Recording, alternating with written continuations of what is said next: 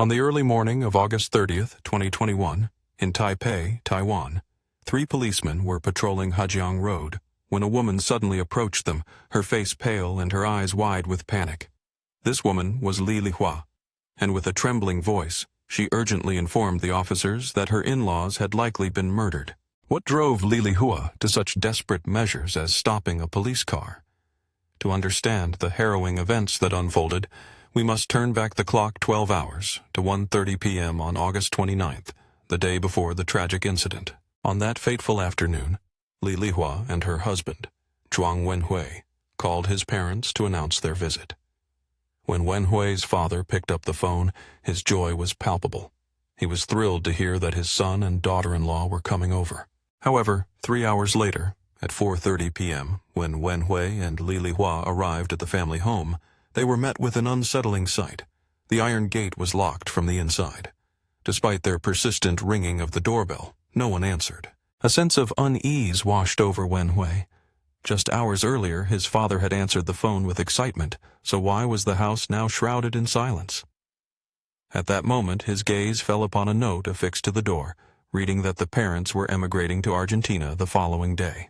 The note explained that they had needed to travel south that day to bid farewell to relatives and friends, and it concluded with an apology, signed by Yunhui.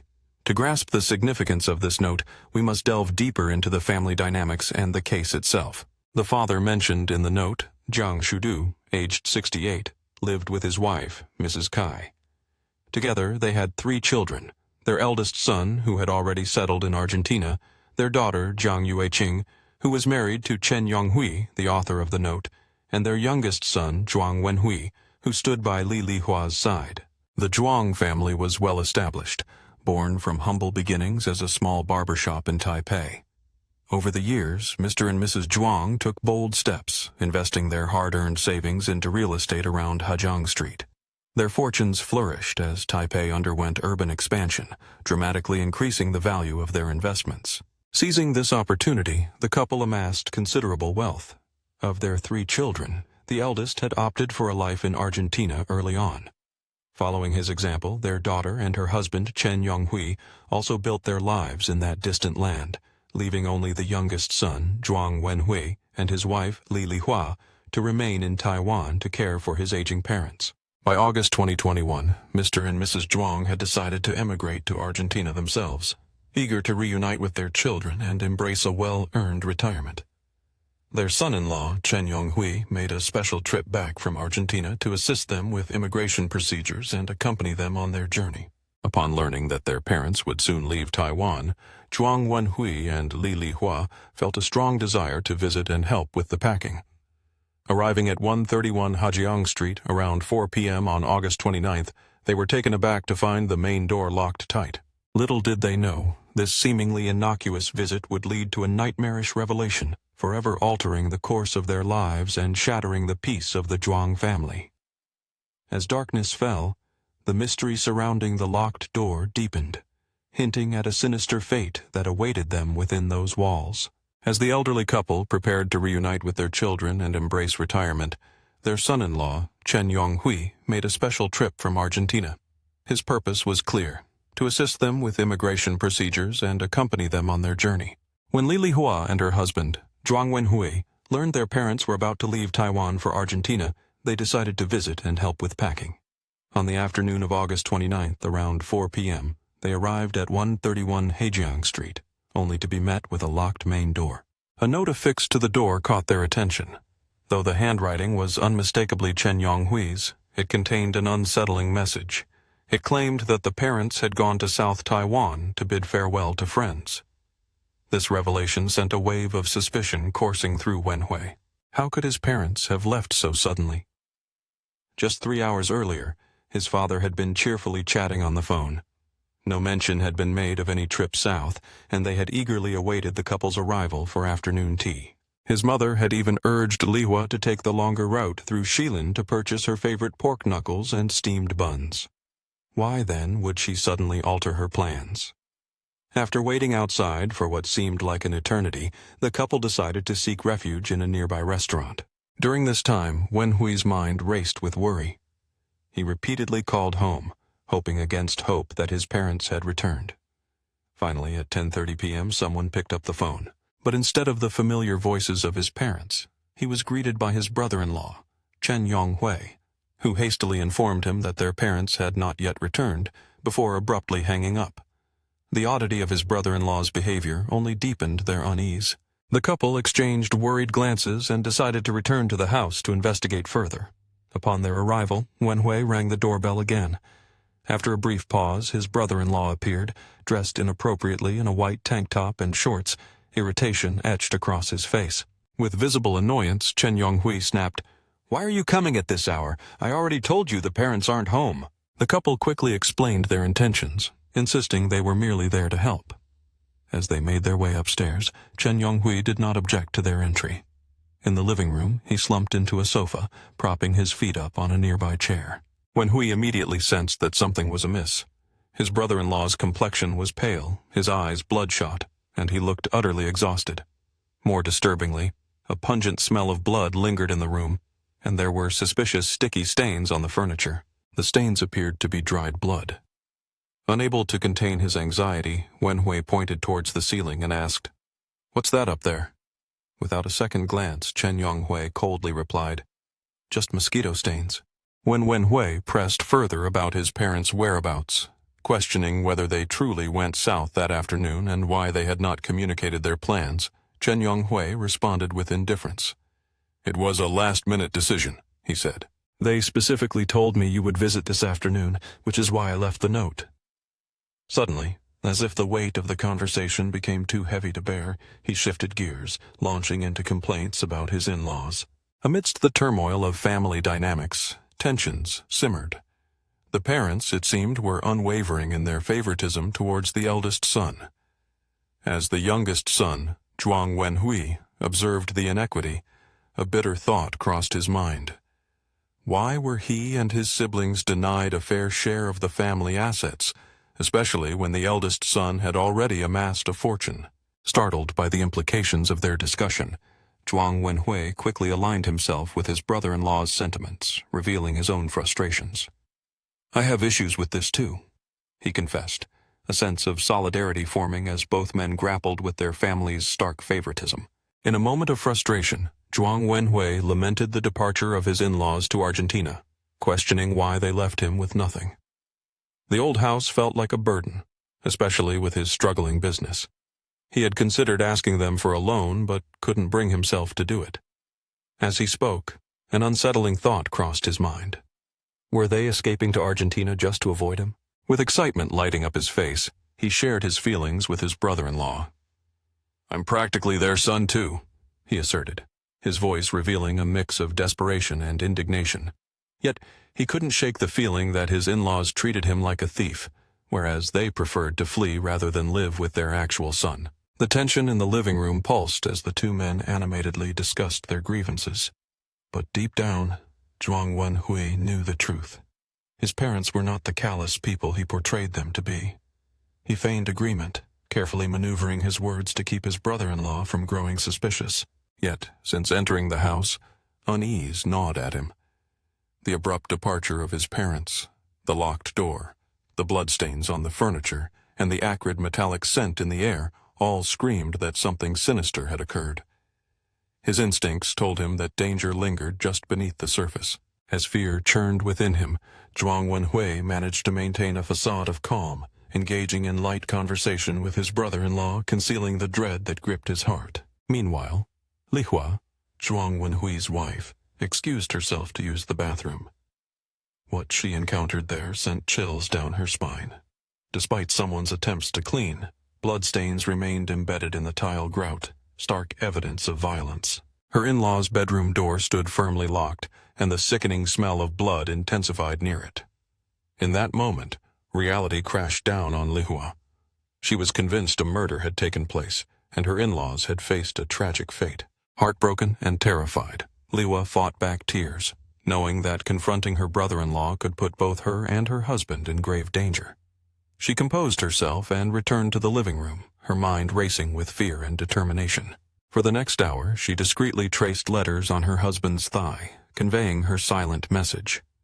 Zhuang Wenhui, understanding the urgency, recognized that something horrific had indeed transpired within those walls. Unbeknownst to them, their brother-in-law, Chen Yonghui, was keenly aware of the tension. He suggested with feigned casualness, "It's so hot today. Why don't you two take a shower?"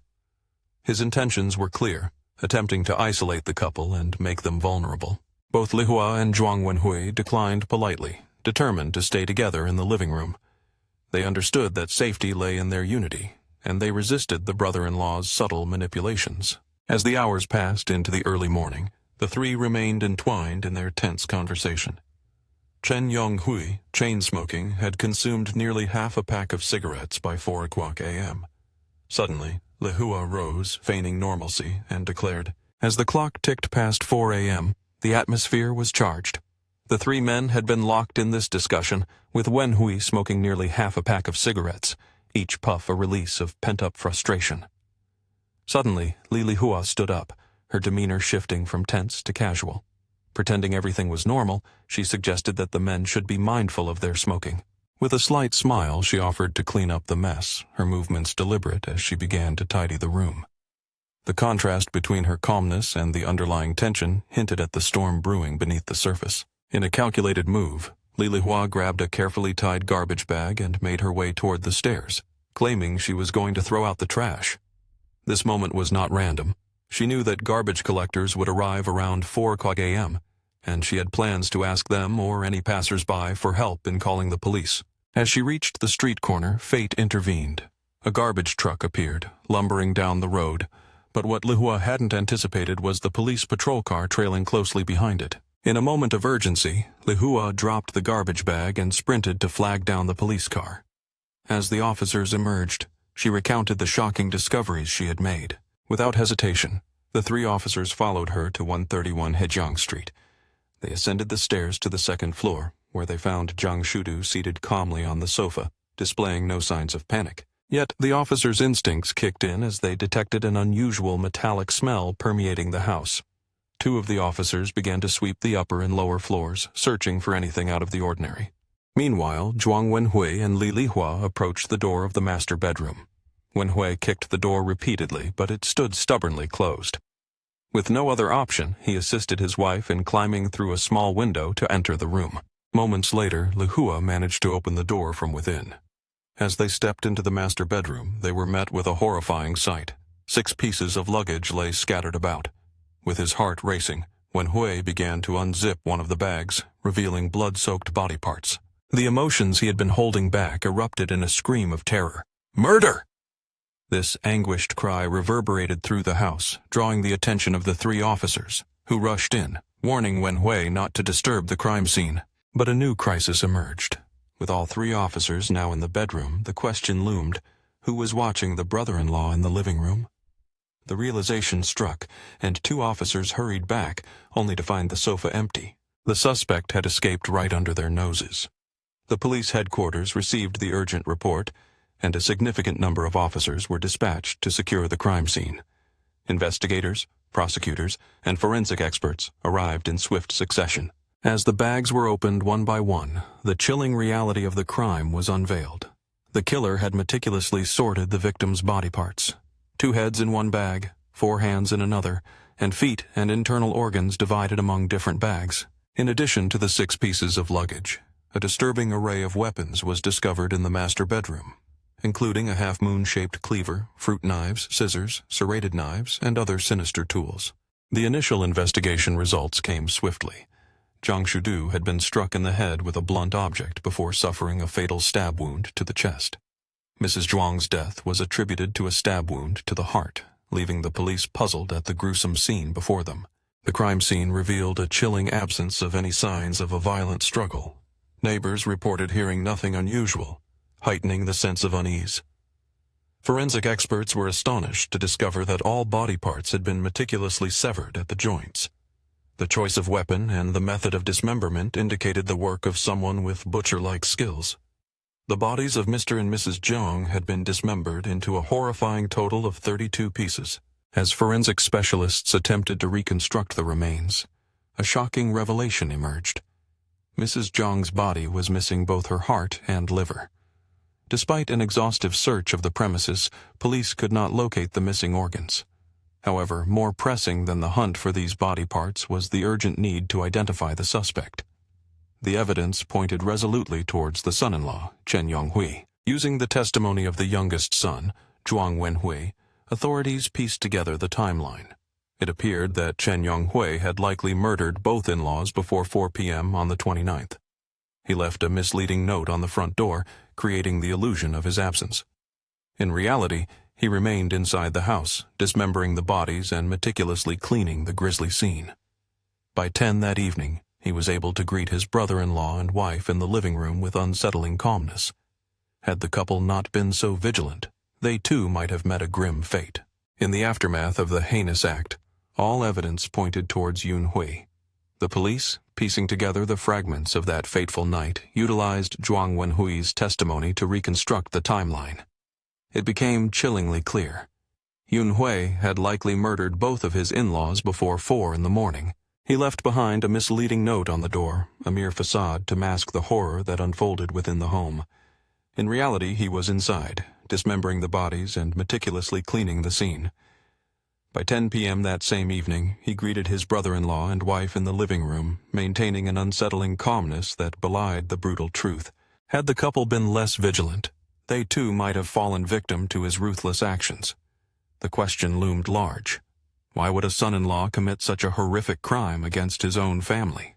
Initially, many speculated that greed was the motive behind Yun Hui's actions. However, as investigators combed through the scene, they stumbled upon a shocking revelation. They discovered $200,000 in cash, along with Yun Hui's identification and passport, all untouched. If money was indeed the motive, the question remained, why had he left these valuables behind? The enigma surrounding Yun Hui's actions began to unravel when he realized he had been discovered. In a panic, he fled the scene, leaving behind not only his plans, but also a significant sum of money. At just 26 years old, Yun Hui had married the eldest daughter of the Zhuang family, Jiang Yueqing.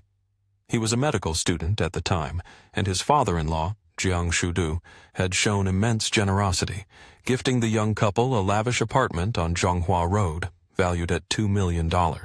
This extravagant gift illustrated the high hopes and satisfaction the Zhuang family had in their new son-in-law. Yet, as time passed, it became evident that Yun Hui was not content with his privileged situation.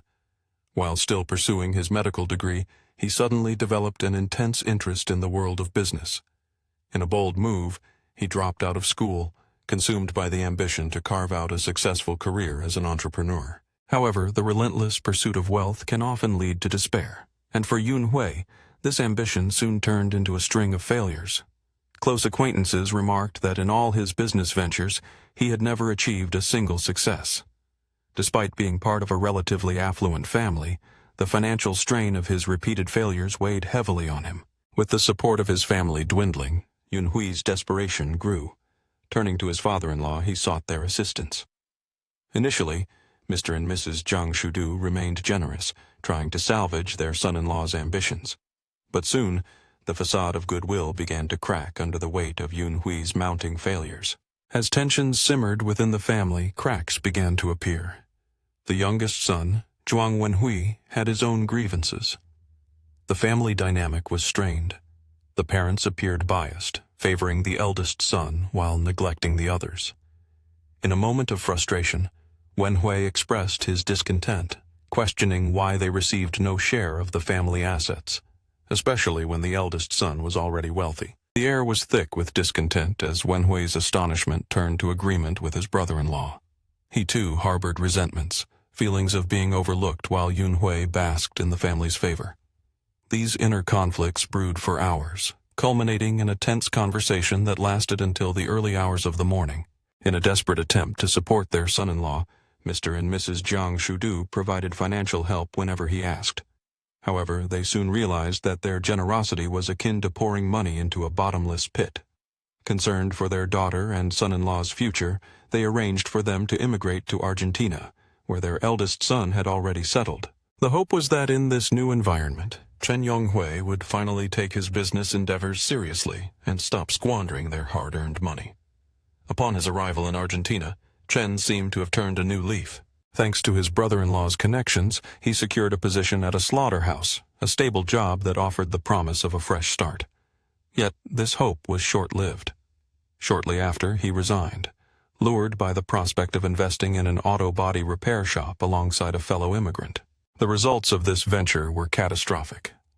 Within mere months, all the invested capital had vanished into thin air. It was only later that Zhuang Wenhui, the eldest son, discovered the shocking truth. The money Chen had poured into the repair shop was actually sourced from his parents, who were secretly propping him up once again. Furious at this revelation, Zhuang couldn't hold back his anger, chastising his parents for their continued support of Chen Yonghui. This marked a turning point. From that moment onward, Mr. and Mrs. Jiang Shudu resolved to sever all financial ties with their son-in-law. However, Zhuang Wenhui remained deeply unsettled. He feared that despite their resolve, his parents would succumb to Chen's pleading and pressure. To protect them, he proposed that they move in with him in Argentina, where he could keep a watchful eye and prevent Chen from further squandering their family's assets. The elderly couple agreed to this plan, deciding to reunite with their eldest son in Argentina. Meanwhile, Chen Yonghui made a sudden and unexpected return to Taiwan, eagerly assisting his in-laws with their immigration procedures. Family members speculated that his proactive return was driven by a desire to target his father-in-law's real estate holdings in Taipei. He calculated that since the elderly couple would be permanently relocating abroad, they would inevitably need to sell these properties. Chen aimed to take full advantage of this opportunity. Yet, as events unfolded, it became clear that Chen did not achieve his objectives. On the fateful night of the murder, while sitting with his brother-in-law, he lamented about the perceived favoritism of his in-laws. This background information allowed the police to establish a clear motive for the son-in-law: money. To safeguard any potential assets, authorities promptly froze all accounts under Jiang Shudu's name. The investigation took a critical turn when they learned of Chen's frantic escape from the crime scene, wearing only a tank top and shorts, with no passport or money in hand.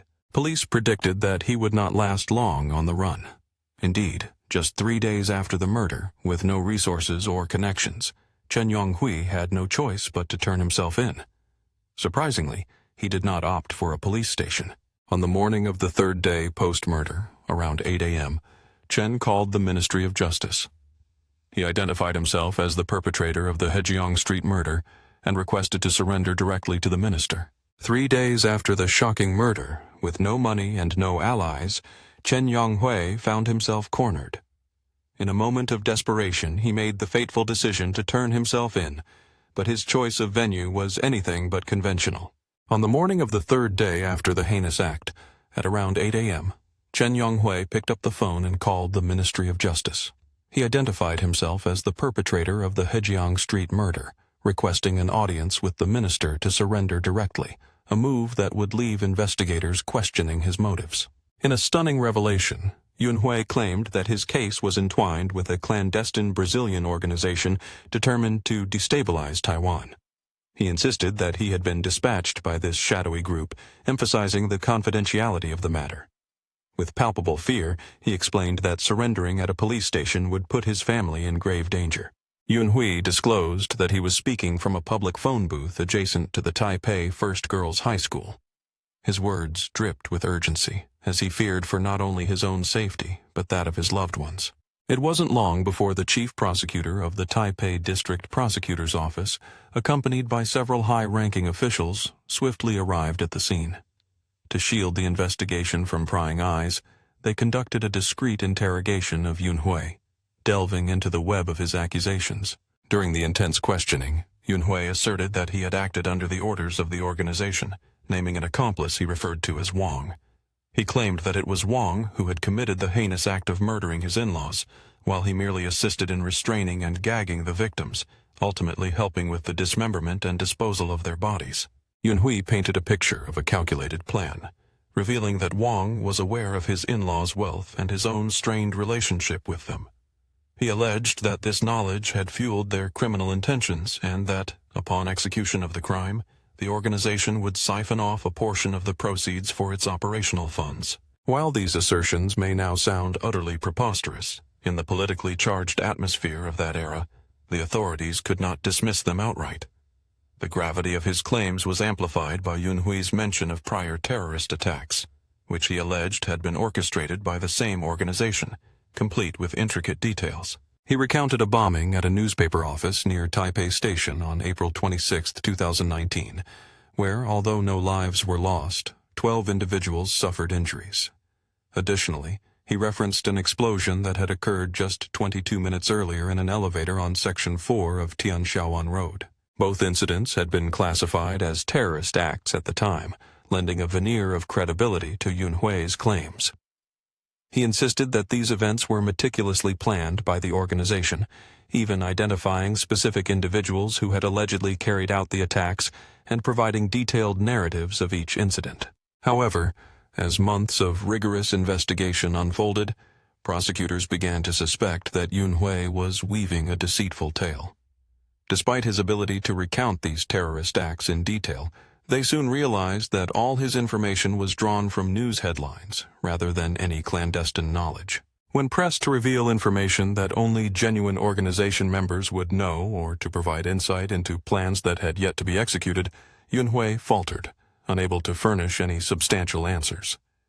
It became evident that the supposed accomplice, Wang, was nothing more than a figment of Yunhui's imagination. He could not provide a full name, address, or age for this so-called superior, leading investigators to conclude that Yunhui had skillfully manipulated their sensitivity to conspiracy theories. Yunhui understood that simply invoking a secret organization would compel the government to launch a thorough investigation, potentially ensnaring numerous individuals in a convoluted web of suspicion. This tactic had the potential to prolong the investigation for years, a chilling strategy executed with calculated precision. In a case where truth and deception intertwined, the layers of Yunhui's story began to unravel, leaving investigators grappling with the shadows of conspiracy and the stark reality of crime. As the investigation deepened, prosecutors concluded that Chen Yonghui was the sole perpetrator, driven by a relentless pursuit of money. They formally indicted this callous son-in-law. At the initial trial, when faced with intense questioning, Chen Yonghui admitted to the shocking act of murdering his in-laws for financial gain. Yet, he stubbornly clung to a narrative of an accomplice, an alleged figure named Wang, insisting he had been coerced into the crime by a clandestine organization in desperate need of funds. This outlandish claim was met with skepticism. Both sons of the Zhuang family firmly rejected Yonghui's assertions during the trial. In a desperate bid to validate his story, Yonghui requested fingerprint comparisons, but forensic experts quickly dismantled his defense. They explained that the fabric bags containing the bodies were not suitable for collecting clear fingerprints, and all the murder weapons had been meticulously cleaned. Furthermore, since Yonghui had lived in the house, any fingerprints found could easily be dismissed as his own. Given the limited forensic technology of the era and the small fingerprint database, any potential evidence proved futile.